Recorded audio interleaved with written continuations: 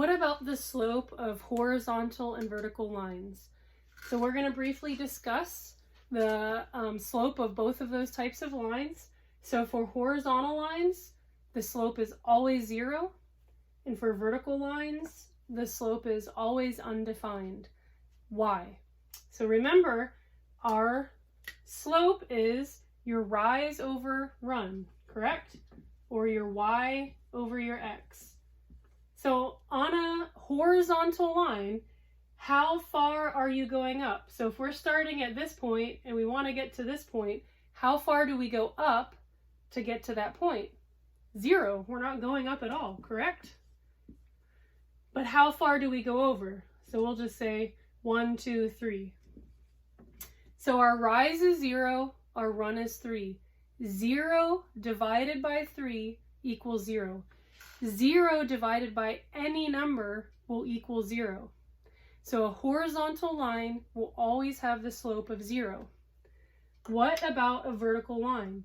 So remember when we talked about fractions and we said that we don't ever want to have a denominator as a 0. So if we were to have a numerator as a 0, that's fine. But if we're dividing something by 0, that answer was always undefined. Well, this is why. So if we are going to start at one point, how far are we going to be going up to get to this point? So I'll go ahead and just make it the same thing. We're going to be going up 3. But how far do we go over from this point to get to this point?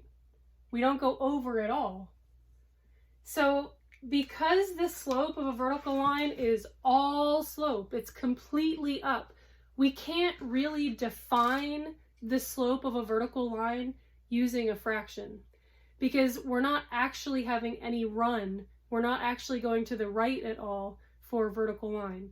And we can't say that the slope is 0 either because we know that the slope of a horizontal line is 0. So if we said that the vertical line had a slope of 0, then how could we tell the difference between horizontal and vertical lines without a picture actually showing us? So since horizontal and vertical lines are different, they have to have different slopes. So a horizontal line always has a slope of 0.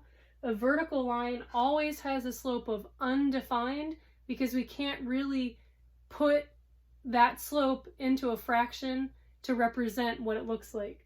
So it would be 3 divided by 0, and a 0 in the bottom is always going to be undefined. So that's where this concept actually comes into play that we talked about in fractions all those weeks ago. So just remember, the slope of a horizontal line is 0. The slope of a vertical line is undefined.